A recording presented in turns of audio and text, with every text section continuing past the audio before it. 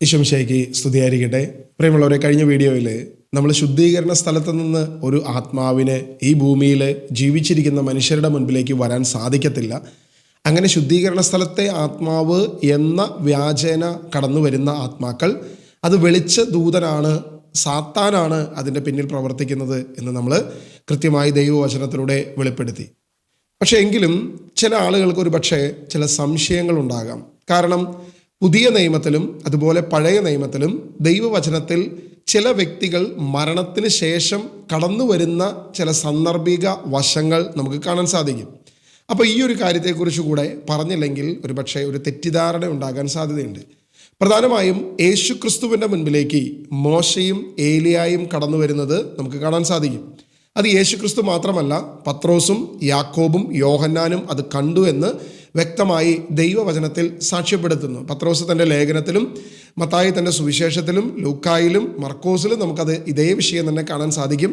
ഈ മൂന്ന് വ്യക്തികളും മോശയെയും അതുപോലെ ഏലിയായെയും കണ്ടു എന്ന് നമുക്ക് കാണാൻ സാധിക്കും. ഇനി അതുപോലെ തന്നെ മത്തായി സുവിശേഷം അതിൻ്റെ 27-ാം അധ്യായം 52-ാം വാക്യം മുതൽ നമ്മൾ വായിച്ചു കഴിഞ്ഞാൽ യേശുവിൻ്റെ മരണത്തിൻ്റെ സമയത്ത് നടന്ന ചില പ്രവൃത്തികളെക്കുറിച്ച് നമ്മളവിടെ കാണുന്നുണ്ട്. 53-ാം വാക്യം, അവൻ്റെ ഉദ്ധാനത്തിന് ശേഷം 52 മുതൽ വായിക്കുകയാണെങ്കിൽ ശവകുടീരങ്ങൾ തുറക്കപ്പെടുകയും നിദ്ര പ്രാപിച്ച അനേക വിശുദ്ധരുടെ ശരീരങ്ങൾ ഉയർപ്പിക്കപ്പെടുകയും ചെയ്തു. അവൻ്റെ ഉദ്ധാനത്തിന് ശേഷം അവർ ശവകുടീരങ്ങളിൽ നിന്നും പുറത്തു വന്ന് വിശുദ്ധ നഗരത്തിൽ പ്രവേശിച്ച് പലർക്കും പ്രത്യക്ഷപ്പെട്ടു. അപ്പോൾ അവിടെയും വിശുദ്ധ നഗരമായ ജെറുസലേമിൽ പ്രത്യക്ഷപ്പെട്ട് പലർക്കും വെളിപ്പെടുത്തതിനെക്കുറിച്ച് വചനത്തിൽ വ്യക്തമായിട്ട് മത്തായി സുവിശേഷം എഴുതിയിരിക്കുന്നു. വീണ്ടും നമ്മൾ പഴയ നിയമത്തിൽ ഒരു സാവൂളിൻ്റെ ഒരു സന്ദർഭം നമുക്ക് കാണാൻ പറ്റും.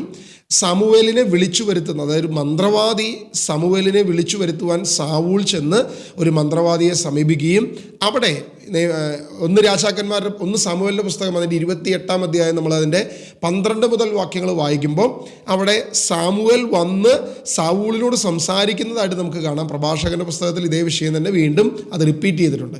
അപ്പോൾ ഇങ്ങനെ 3 സന്ദർഭം, ഇത് മാത്രമല്ല വെളിപാട് പുസ്തകത്തിൽ 2 വിശുദ്ധർ തിരിച്ചു വരുന്നതിനെക്കുറിച്ചുള്ളൊരു സൂചന കൂടി വെളിപാട് പുസ്തകത്തിൽ നമുക്ക് കാണാൻ സാധിക്കും. അപ്പോൾ ഇത്രയും കാര്യങ്ങൾ ഇവിടെ കിടക്കുമ്പോൾ എന്തുകൊണ്ട് മരിച്ചൊരു വ്യക്തിക്ക് വരാൻ കഴിയില്ല എന്ന് നമ്മൾ പറഞ്ഞത് എന്നുള്ളൊരു സംശയം ഒരുപക്ഷെ പലർക്കും തോന്നാം. ഈ വിഷയം രണ്ടായി തിരിച്ചു മനസ്സിലാക്കണം. ഒന്ന്, വിശുദ്ധരായ വ്യക്തികൾ. മത്തായി സുവിശേഷം അതിൻ്റെ 27-ന്റെ 52-ൽ ശവകുടീരങ്ങൾ തുറക്കപ്പെടുകയും നിദ്ര പ്രാപിച്ച അനേക വിശുദ്ധരുടെ ശരീരങ്ങൾ ഉയർപ്പിക്കപ്പെടുകയും ചെയ്തു എന്നാണ് അവിടെ കാണുന്നത്. വിശുദ്ധരുടെ ശരീരങ്ങൾ, അതായത് ആദാമിക പാപത്തിൽ ബന്ധനത്തിലായിരിക്കുന്ന വിശുദ്ധരുടെ ശരീരത്തെക്കുറിച്ചാണ് അവിടെ പറയുന്നത്. ഒരിക്കലും ശുദ്ധീകരണ സ്ഥലത്ത് കിടക്കുന്ന ആത്മാവിനെ കുറിച്ചല്ല അവിടെ പറയുന്നത്. പാപികളായ വ്യക്തികളെക്കുറിച്ചല്ല, അല്ലെങ്കിൽ ലഘുപാപം ചെയ്ത് ശുദ്ധീകരണ സ്ഥലം എന്നൊരു പറയുന്നൊരു കാര്യമല്ല അവിടെ പറഞ്ഞു വെക്കുന്നത്. പകരം വിശുദ്ധരായ വ്യക്തികൾ, അതാകട്ടെ യേശു ക്രിസ്തുവിൻ്റെ കാൽവരി ക്രൂശിലെ അവൻ്റെ രക്ഷ മൂലം വിശുദ്ധീകരിക്കപ്പെട്ട് ദൈവരാജ്യത്തിലേക്ക് എടുക്കപ്പെടുന്ന അനേക വിശുദ്ധരെ, അവൻ ആത്മാക്കളോടുകൂടെ സ്വർഗത്തിലേക്ക് സംഭവിക്കപ്പെട്ടു എന്ന് സങ്കീർത്തനത്തിലും അതുപോലെ പത്രോസിൻ്റെ ലേഖനത്തിലും എഫേസ്യ ലേഖനത്തിലൊക്കെ കിടക്കുന്ന അതേ വിഷയമാണ് ഇവിടെ പറഞ്ഞിരിക്കുന്നത്. വിശുദ്ധരായിട്ട് ഉള്ള ആളുകളാണ്. ശുദ്ധീകരണ സ്ഥലത്തെ ആത്മാവിനെ കുറിച്ചല്ല അവിടെ പറയുന്നത്. ഇനി മോശയാകട്ടെ ഏലിയാകട്ടെ നമുക്ക് വ്യക്തമായിട്ട് മനസ്സിലാക്കാം, അവരും ശുദ്ധീകരണ സ്ഥലത്ത് നിന്നല്ല വരുന്നത്. മോശയും ഏലിയായും കടന്നു വരുന്നത്. മോശയുടെ കാര്യത്തിലും ഏലിയയുടെ കാര്യത്തിലും ഏലിയ സ്വർഗത്തിലേക്ക് സംഭവിക്കപ്പെട്ടു എന്ന് വചനത്തിൽ പഴയ നിയമത്തിൽ വ്യക്തമായിട്ട് വെളിപ്പെടുത്തിയിട്ടുണ്ട്.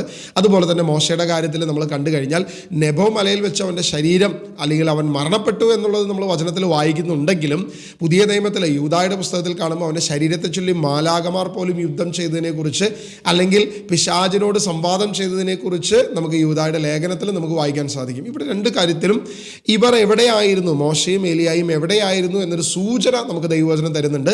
ഏലിയാകട്ടെ സ്വർഗത്തിലേക്ക് സംഭവിക്കപ്പെട്ടു എന്നുള്ളത് നമ്മൾ കാണുമ്പം അത് 7-ാം സ്വർഗമല്ല, എങ്കിലും 3-ാം സ്വർഗം വരെ ഉയർത്തപ്പെട്ടൊരു മനുഷ്യൻ എനിക്കറിയാമെന്ന് പൗലോസ് പറയുമ്പം അവിടെ സ്വർഗത്തിൻ്റെ മറ്റൊരു ഇടവിധാനത്തിലോ എവിടെയോ അവരാണ് കടന്നു വരുന്നത്. ഇനി നമുക്കൊരു കാര്യം മനസ്സിലാക്കി, ഇന്ന് നമ്മുടെ ആലിസമിച്ചിയെ പോലുള്ള, അല്ലെങ്കിൽ ഈ പറയുന്ന വിശുദ്ധരുടെ മുൻപിൽ വെളിപ്പെടുന്നു എന്ന് പറയുന്ന ആത്മാക്കൾ ശുദ്ധീകരണ സ്ഥലത്തു നിന്നാണ് വന്നതെന്ന് അവർ വ്യക്തമായിട്ട് പറയുകയും ഈ ആത്മാക്കൾ പേരും വിവരവും ഒക്കെ പറയുകയും ചെയ്യുന്നുണ്ട്. മോശയും ഏലിയായും ഇവിടെ യേശുവിൻ്റെ മുൻപിൽ വരുമ്പം പത്രോസിനോ യാക്കോബിനോ യോഹന്നാനോ എങ്ങനെ ഏലിയായെ മനസ്സിലാക്കാൻ പറ്റും?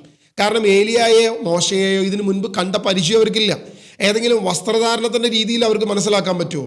അങ്ങനെയെങ്കിലും അത് കൺഫേം ചെയ്യാൻ പറ്റുമോ ഒരു മോശ തന്നെയാണ് അല്ലെങ്കിൽ ഏലിയ തന്നെയാണെന്ന് 100% അവർക്ക് ഉറപ്പിക്കാൻ പറ്റുമോ? നമുക്കവിടെ 3 സുവിശേഷങ്ങളുടെ ആ അനുഭവ സാക്ഷ്യങ്ങൾ അവർ എഴുതിയിരിക്കുന്ന കാര്യങ്ങൾ നമ്മൾ എഴുതി വായിച്ചു കഴിഞ്ഞാൽ അവിടെ മനസ്സിലാക്കുന്നൊരു കാര്യമുണ്ട്. അവർ മലമുകളിൽ വരുന്നു, വലിയൊരു പ്രകാശത്തിൽ 3 പേരെ കാണുന്നു. അവരാരാണെന്ന് അവർക്ക് മനസ്സിലാകുന്നില്ല.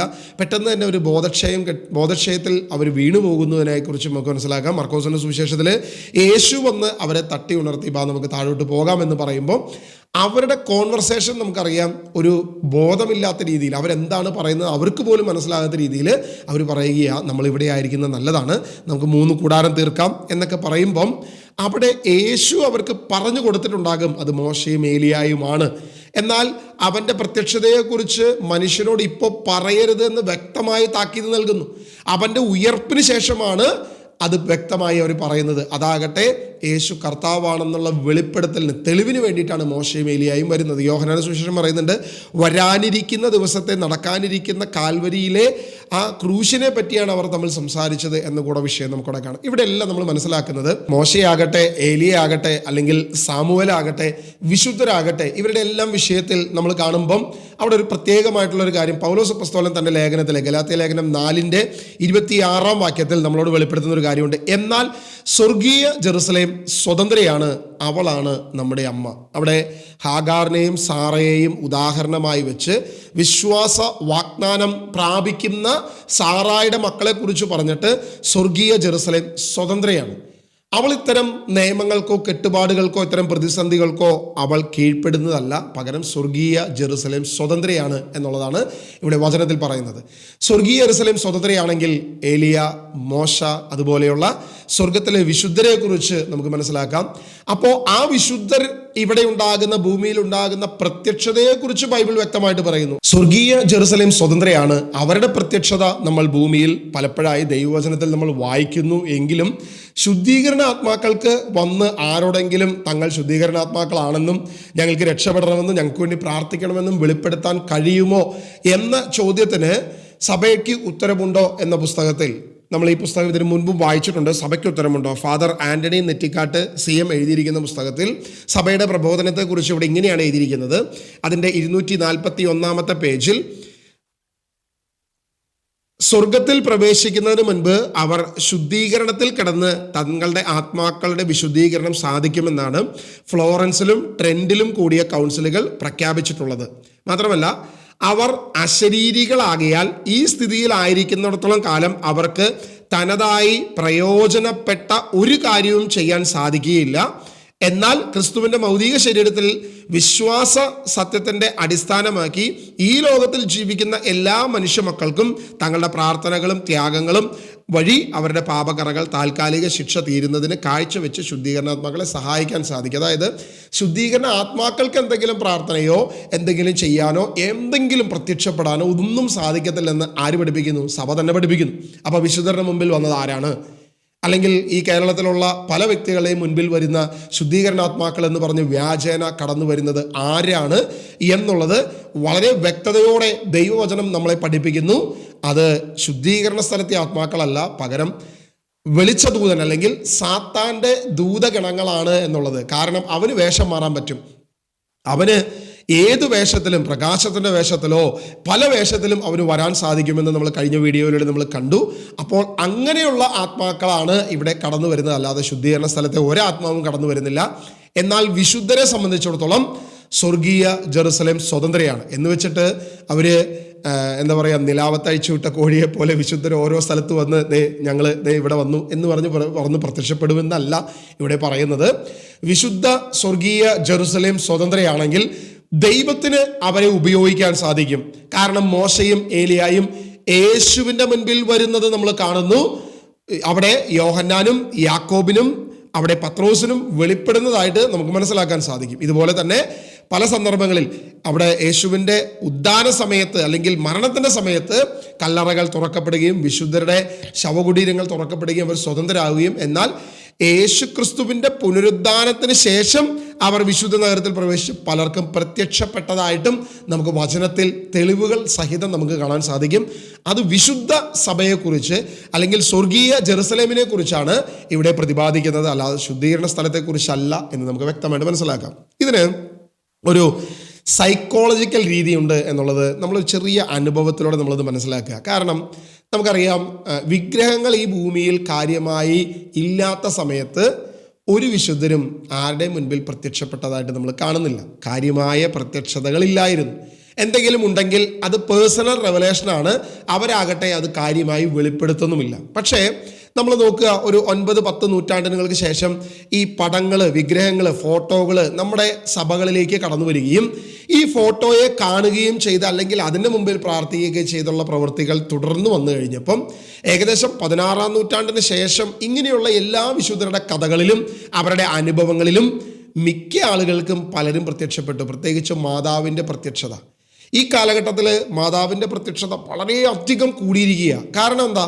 നമ്മൾ പരിശോധിച്ചോ, മാതാവിൻ്റെ ചിത്രത്തിന് പ്രാധാന്യം കൊടുക്കുകയും അതിൽ തൊട്ട് വന്നിക്കുകയും വണങ്ങുകയും പ്രാർത്ഥിക്കുകയൊക്കെ ചെയ്യുന്ന രീതികൾ അത് വിപുലമായി കഴിഞ്ഞപ്പോൾ മനുഷ്യൻ്റെ സൈക്കോളജി ശക്തമായി വർക്ക് ചെയ്യാൻ തുടങ്ങി.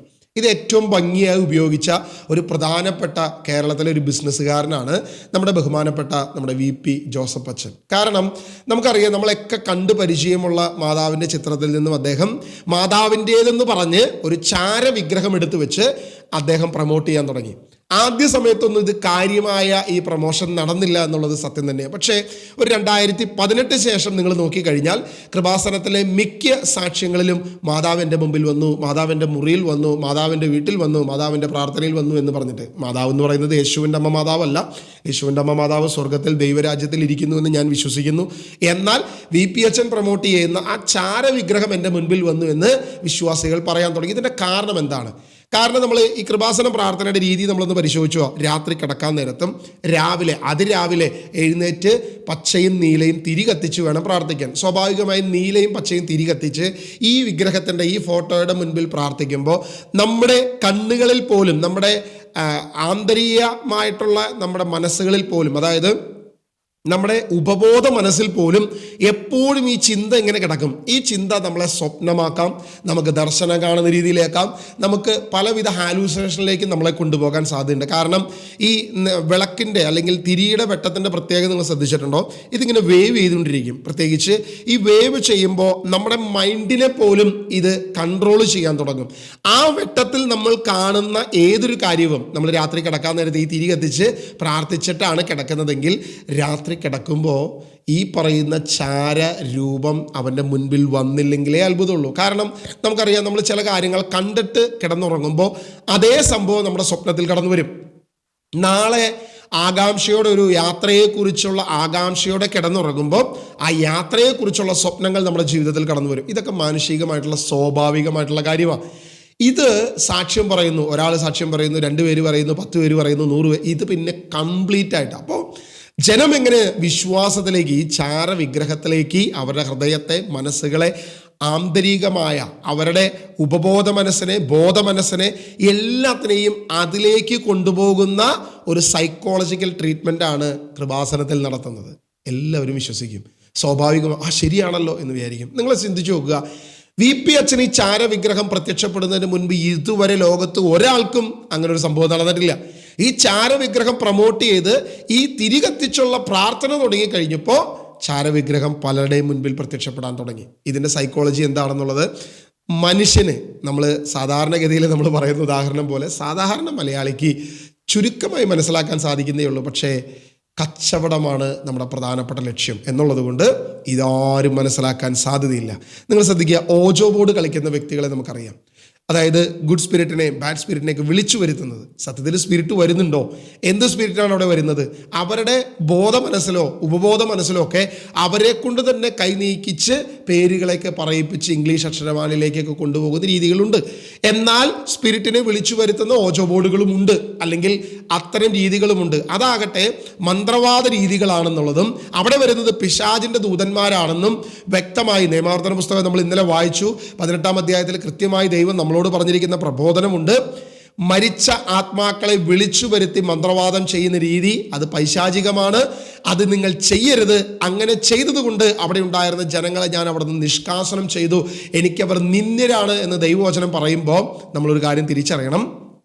ഇത്തരം ശുദ്ധീകരണ ആത്മാക്കൾ മുൻപിൽ കടന്നു വരുന്നു, അവർക്ക് വേണ്ടി ഞങ്ങൾ പ്രാർത്ഥിക്കുന്നു എന്ന് പറയുന്ന അമ്മച്ചിമാരാകട്ടെ, അലിസമ്മച്ചിയാകട്ടെ, അല്ലെങ്കിൽ ചില വ്യക്തികളാകട്ടെ, കേരളത്തിലെ പല സെക്ടുകൾ ഗ്രൂപ്പുകളാകട്ടെ, ഇവരുടെയൊക്കെ മുൻപിൽ കടന്നു വരുന്നത് ഈ ഒരു സ്പിരിറ്റാണ്. ഏത് സ്പിരിറ്റ്? ഓജോ ബോർഡിൻ്റെ മേൽ പ്രവർത്തിക്കുന്ന, മന്ത്രവാദികളുടെ മേൽ പ്രവർത്തിക്കുന്ന, അല്ലെങ്കിൽ നിയമാവർത്തന പുസ്തകം 18-ാം അധ്യായത്തിൽ പറഞ്ഞിരിക്കുന്ന മരിച്ച ആത്മാവിനെ വിളിച്ചു വരുത്തി അവരുടെ ആവശ്യങ്ങൾ നിറവേറ്റുന്ന മൃത സന്ദേശ വാഹകർ എന്ന് പറയപ്പെടുന്ന ആ ഒരു മന്ത്രവാദ രീതിയാണ് ഇവിടെ നടക്കുന്നത്. ഇതിൻ്റെ അപകടം എന്താണ് എന്നുകൂടെ നമ്മൾ മനസ്സിലാക്കണം. കാരണം ഇത്തരം രീതികളിലേക്ക് കടന്നുപോയവർ തികച്ചും നാശത്തിലേക്ക്, അവരുടെ ഭവനം, അവരുടെ തലമുറകൾ, അവരുടെ എല്ലാ രീതിയിലും ഭൗതികവും ആത്മീയവുമായ തകർച്ച, രോഗത്തിൻ്റെ കെട്ടുകൾ, ക്യാൻസർ പോലെയുള്ള മാരകമായ രോഗങ്ങൾ, ഇങ്ങനെ വേണ്ട അനേക പ്രതിസന്ധിയിലൂടെയാണ് ഇത്തരം വ്യക്തികളുടെ ജീവിതം കടന്നുപോയത്. കാരണം സാത്താൻ ആദ്യം രസിപ്പിക്കുന്ന രീതിയിൽ അവൻ്റെ വാതിലിനെ തുറന്നു തരും. അതിനുശേഷം അവൻ ഏറ്റവും വലിയ നാശത്തിലേക്ക്, കാരണം വചനം പറയുന്നുണ്ട് അവൻ്റെ വാതിൽ വളരെ വിശാലമാണ്, എന്നാൽ അത് പടുകൂറ്റൻ നാശത്തിലേക്കാണ് നമ്മൾ പോയി പതിക്കുന്നത്. അതുകൊണ്ട് പ്രിയമുള്ള ദൈവജനമേ, നിങ്ങൾ തിരിച്ചറിയുക, ഇങ്ങനെ മരിച്ച ആത്മാക്കൾക്ക് വേണ്ടി നിങ്ങൾ പ്രാർത്ഥിക്കുകയോ ഈ രീതികൾ തുടരുകയോ ഇങ്ങനെയുള്ള പ്രാർത്ഥനാ രീതികളോ അല്ലെങ്കിൽ ഈ കാര്യങ്ങളൊക്കെ തുടരുമ്പോൾ സ്വാഭാവികമായും നിങ്ങൾക്ക് വിഷനോ ദർശനമോ അല്ലെങ്കിൽ സ്വപ്നമോ ഒക്കെ ഉണ്ടാകുന്നത്, അത് വരുന്നത് ഏത് രീതിയാണെന്ന് നമ്മൾ ഈ പശ്ചാത്തലത്തിൽ നമ്മൾ മനസ്സിലാക്കി. അതുകൊണ്ട് ഇത്തരം അപകടകരമായ രീതികൾ, നിങ്ങളെ നശിപ്പിക്കുന്ന സാത്താൻ്റെ ഈ കുടിലതന്ത്രത്തെ ഇനിയെങ്കിലും നിങ്ങൾ തിരിച്ചറിയുക. ദൈവം ഒരിക്കലും ഒരു ശുദ്ധീകരണാത്മാവിനെയും ഈ ഭൂമിയിലേക്ക് വിടാൻ അനുവദിക്കുന്നില്ല എന്ന് ദൈവവചനം പറയുന്നു, വ്യക്തമായത് വെളിപ്പെടുത്തുന്നു. അപ്പോൾ വരുന്ന ആത്മാവ് ആരെന്ന് നമുക്ക് മനസ്സിലാക്കാൻ സാധിക്കും. സാത്താൻ്റെ ദൂതനാണ്. സാത്താൻ്റെ ദൂതൻ്റെ ദർശനമുള്ള, വിഷനുള്ള ഏതെങ്കിലും വ്യക്തി അവൻ്റെ ജീവിതം കഷ്ടത്തിലായില്ലെങ്കിലേ അത്ഭുതമുള്ളൂ. അതുകൊണ്ട് നമ്മുടെ ജീവിതം കഷ്ടത്തിലേക്ക് പോകാനുള്ളതല്ല, മരിച്ചവർക്ക് വേണ്ടി പ്രാർത്ഥിച്ചു തീർക്കാനുള്ളതല്ല. നമ്മുടെ പോക്കറ്റിലെ പണം, അവർക്ക് വേണ്ടി യാതൊന്നും ചെയ്യാൻ നമുക്ക് സാധിക്കത്തില്ല. അത് ദൈവം വിശുദ്ധീകരിക്കട്ടെ. ദൈവത്തിന് കഴിയും, അസാധ്യമായ ദൈവത്തിനൊന്നുമില്ല. അങ്ങനെ ഒരു വിശുദ്ധീകരണ സ്ഥലം ഉണ്ടെങ്കിൽ, ഒരു ശുദ്ധീകരണ സ്ഥലം ഉണ്ടെങ്കിൽ അവിടെ ദൈവമാണ് പ്രവർത്തിക്കേണ്ടത്, ദൈവമാണ് ചെയ്യേണ്ടത്. അല്ലാതെ നമുക്കിവിടെ നിന്ന് ഈ ഭൂമിയിലെ മനുഷ്യന് യാതൊന്നും ചെയ്യാൻ സാധിക്കത്തില്ല. അങ്ങനെ ചെയ്യാൻ സാധിക്കുമെന്ന് പറയുന്നതേ ഈ ഭൂമിയിൽ ജീവിക്കുന്ന വ്യക്തികളുടെ മാനസാന്തരത്തിന് യാതൊരുവിധ സാധ്യതയുമില്ല. മാനസാന്തരപ്പെടണ്ട, നീ അവിടെ ചെന്നിട്ടായാലും രക്ഷ പ്രാപിക്കുമെന്ന പ്രബോധനം അത് സാത്താൻ കൊണ്ടുവരുന്നതാണ് എന്ന് നമ്മൾ തിരിച്ചറിയണം. ഇത്തരം കാര്യങ്ങളിലൂടെ നമുക്കൊരു കാര്യം വളരെ വ്യക്തമായി മനസ്സിലാക്കാം. ദൈവവചനം നമുക്ക് നൽകുന്ന സ്വാതന്ത്ര്യം, നീ ജീവിച്ചിരിക്കുമ്പോൾ മാനസാന്തരപ്പെട്ട് യേശുവിനെ രക്ഷകനും നാഥനുമായി സ്വീകരിച്ച് എൻ്റെ കർത്താവ് യേശുവാണെന്ന് അതരം കൊണ്ട് ഏറ്റുപറഞ്ഞ് പൂർണ്ണമായി അവനിൽ വിശ്വസിച്ച് വിശ്വാസം മൂലം രക്ഷ പ്രാപിക്കും. അല്ലാതെ നമ്മുടെ യാതൊരുവിധ പ്രവൃത്തി മൂലമല്ല, നമ്മൾ എന്തെങ്കിലും പ്രവൃത്തികൾ ചെയ്തതിൻ്റെ ഫലമല്ല, വിശ്വാസം മൂലമാണ് നമ്മൾ രക്ഷ പ്രാപിക്കുന്നത് എന്ന് വ്യക്തമായി അപ്പോസ്തലനായ പൗലോസ് നമ്മളെ പഠിപ്പിച്ചിരിക്കെ ഇത്തരം പ്രവർത്തികളിൽ നിന്നും അല്ലെങ്കിൽ ഇത്തരം രീതികളിൽ നിന്നും നമ്മൾ ഓടിയകലുക. കാരണം അത് ദൈവവചന അടിസ്ഥാനത്തിലല്ല, ക്രിസ്തുവിൻ്റെ ആ ഒരു പ്രബോധനത്തിൻ്റെ തരത്തിലോ അപ്പസ്തോലിക പാരമ്പര്യത്തിലോ അല്ല എന്ന് നമ്മൾ ഇനിയെങ്കിലും തിരിച്ചറിയണം. ദൈവം നമ്മെ അനുഗ്രഹിക്കട്ടെ. വിശ്വാസിച്ച് അനുഗ്രഹം പ്രാപിച്ച് ആത്മാവിലും സത്യത്തിലും ദൈവത്തെ ആരാധിച്ച് അനുദിന വിശുദ്ധ കുർബാനയിലൂടെ വിശുദ്ധീകരിക്കപ്പെട്ട് എൻ്റെ നിത്യജീവന് വേണ്ടി, എൻ്റെ പാപമോചനത്തിന് വേണ്ടി കാൽവരിയിൽ ക്രൂശിതനായ ക്രിസ്തുവിൻ്റെ രക്തം, യേശുവിൻ്റെ ശരീരം നമുക്ക് നിത്യജീവൻ പകരുവാൻ ഏറ്റവും ഒരുക്കമുള്ളതാണെന്ന് തിരിച്ചറിഞ്ഞുകൊണ്ട് വിശുദ്ധ കുർബാനയോട് ചേർന്ന് കൃപയാൽ അനുഗ്രഹിക്കപ്പെടട്ടെ എന്ന് ഞാൻ പ്രാർത്ഥിക്കുന്നു. ദൈവം അനുഗ്രഹിക്കട്ടെ. God bless you.